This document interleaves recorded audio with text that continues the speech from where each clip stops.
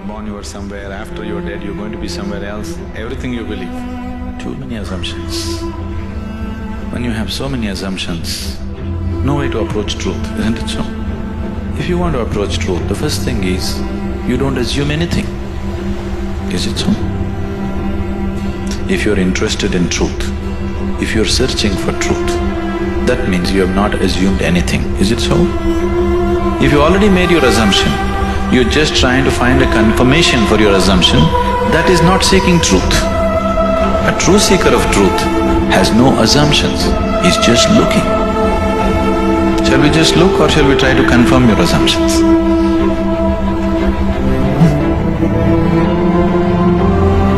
You want confirmation? You're right. Does that get you any closer? If I tell you your beliefs are right, does it get you any closer to truth? Does it? You feel better. Oh, okay, I've been right. But nothing gets solved, isn't it? Life doesn't get solved, does it? No. So confirming your belief systems doesn't mean anything. This is a big problem with human beings. They want to be right all the time. It's the biggest problem. In fact, it is the basis of all conflict in the world. I am right, you are wrong. This is the problem, isn't it? Isn't it so? What I believe is right, what you believe is wrong. Isn't this the basis of all problems in the world? Whether it's within the family or in the community or in the world or wherever? Yes? Shall we eliminate the problem a little bit? The first thing you need to do is, after all, they're your beliefs. And your beliefs are not original, picked up, isn't it? Your priest or mullah or father or mother, somebody put it into you, isn't it so? Picked up from somebody. It depends how powerfully they worked on you. They work pretty powerfully. Because the business is at stake otherwise. So what you assume may have nothing to do with reality. Now you're trying to understand something which is beyond the physical, with physical context, it won't happen. You're trying to perceive something which is beyond physical through sense perception, such a thing cannot happen. Now you want to measure the depth of the ocean, but you went with a foot scale. You will obviously come with wrong conclusions, isn't it so? If you want to measure the depth of the ocean, your first business is to get the right kind of instrument. Yes?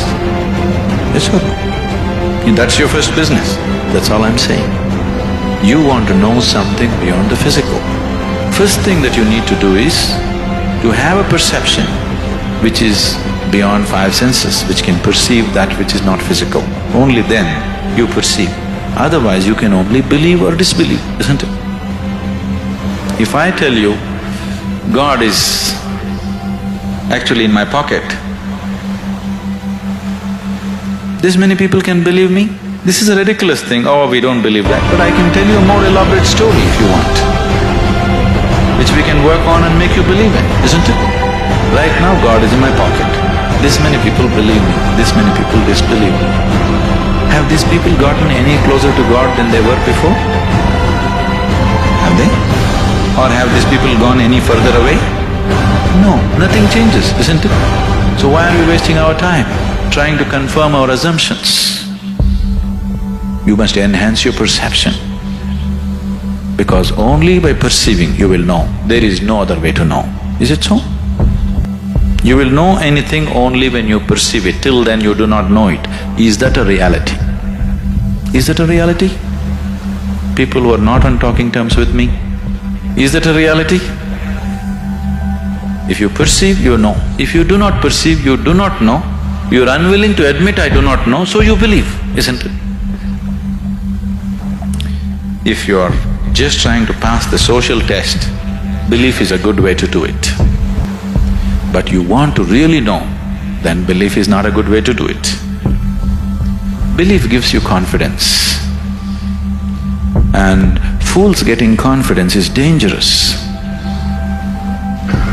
Do you understand? When idiots become very confident, it's very, very dangerous, isn't it so? Do you see? Intelligent or hesitant, stupid or confident. Have you seen this? Great confidence. Because when you simply believe something, you will have great confidence. You will have no doubt about anything because you don't apply yourself to anything. You're 100% sure. Do you see George Bush, how confident he is? He's very confident, isn't it? Doesn't he seem like confident? Very confident. He came to India and declared, I am a believer, I am a true believer. I thought, you don't have to say it, can't we see? You must be a believer, otherwise you don't walk blind into situations. If you're somebody with sense, you would look around, isn't it? You would see what is there and what is not there, because you're a believer. Not just in God, in so many other things. The most sensible way to start your life is, what I know, I know. What I do not know, I do not know. Once you come to this sincerely, you will see your knowing will constantly go on expanding on a daily basis. Otherwise, the moment you believe, you are stagnant. Belief is death actually. Marx said, is the opium, religion is the opium, because it puts people to sleep. He's very right. It's put people to sleep, isn't it? Hasn't it? Sleep is comfortable. What's wrong with it? Why sleep? Why don't you die? It is even more comfortable. Do you know that? Because anyway you're a believer, after all your God is waiting, why don't you go? Yes, isn't it? Because anyway you know when you die you'll go to God.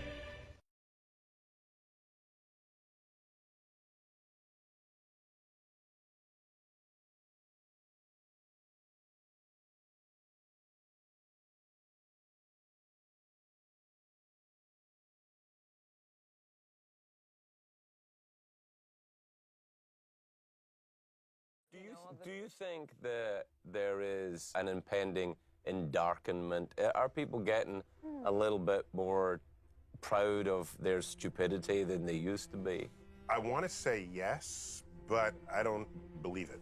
Oh, well, then don't. Yeah. No, because it feels like the answer is yes. But Right. I think what may actually be happening is the people who say regressive things, like they're sure the earth is flat. I think what's happened is the internet has allowed that person to find every other person in the world who thinks the same way. Right. And then this gives the illusion of affirmation of some truth when it's completely false. Pre-internet, these would be isolated people around the world. Right.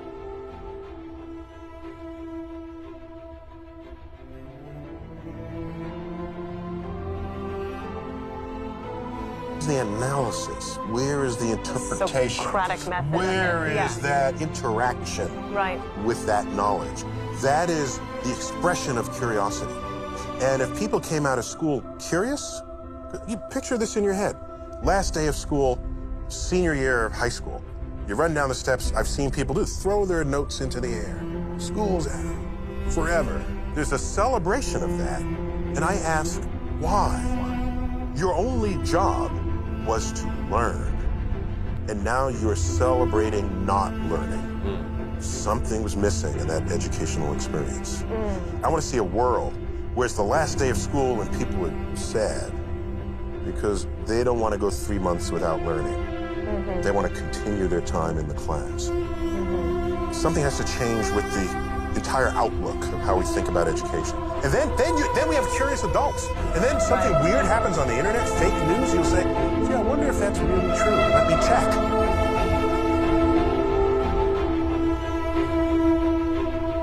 Science literacy is inoculation against those who are full of shit.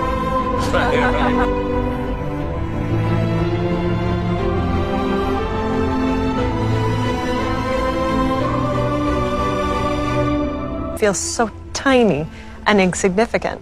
Now, I would, So how do you I would battle say that? that you feel insignificant because you entered the room with an unjustifiably too high ego to begin with. It's been said that about me. That's been said about me before. If instead you enter the room with no ego at all, then all of this knowledge is uplifting in the following way. What is ego if not, I am different from you in this particular way, and therefore that makes me better? Right. Well, the cosmic perspective shows that you're the same. Yeah. We have 40% DNA identical with a yeast cell. When you realize that, you come to the conclusion, the recognition, we're not separate and distinct from the biosphere. We are participants in this great unfolding story of life. Can that itself be uplifting? For me, it is. When I learn that I am the same as the trees, as the grass, as the other animals in this biosphere held by Earth. I'm not separate and apart from them. I'm the same. I am uplifted because I am the same, not because I'm different. The atoms of your body are traceable to stars that manufacture them in the core, in the crucibles of the thermonuclear fusion inside the cores of stars. And these stars exploded, scattered these elements across the galaxy into the next generation gas clouds that then collapsed, formed star systems with ingredients that can now make planets, with planets that now have ingredients that can now make life. We are alive in this universe. And because our atoms are traceable to the universe itself, the universe is alive within us. You are special, not because you're different from the universe. You are special because you are the same as the universe. To me, that borders on spirit.